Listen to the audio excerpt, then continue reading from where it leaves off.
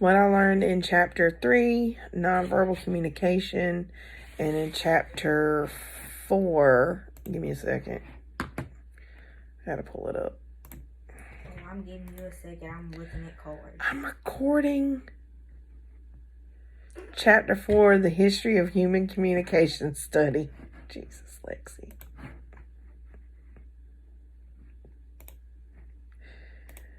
So in the nonverbal chapter, we pretty much learned that nonverbal communication is any meaning shared through sounds, behavior, and artifacts other than words.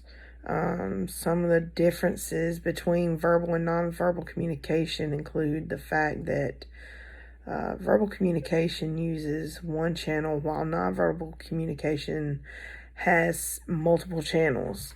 And as a result of that, verbal communication is distinct while nonverbal communication tends to be more continuous because you're always doing something. And for the most part, nonverbal communication is enacted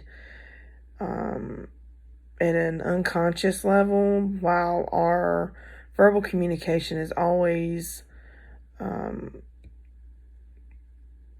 our conscious. Like we're always thinking about what we say, which in some cases, some people don't really think about what they say. They just blurt it out, but you're always thinking of what words are going to come next rather than your gestures or the pitch and tone and sound of your voice.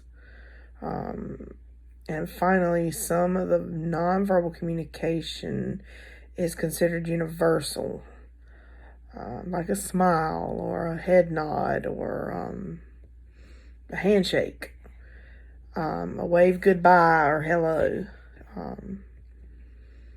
And most people recognize it's something people recognize all over the world. While verbal communication is exclusive to particular languages.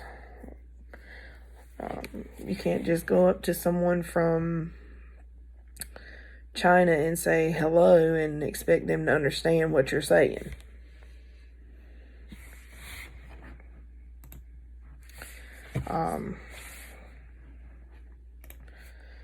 And some aspects of nonverbal communication are facial expressions. Without a doubt, it's the most telling part of nonverbal communication. Is through facial expressions, your body movements, your kinetics, just common practices like your hand gestures or your nodding or acknowledgement in other ways, posture, eye contact, and just physiological changes when you're having a conversation, or maybe not even having a conversation, just listening to somebody speak.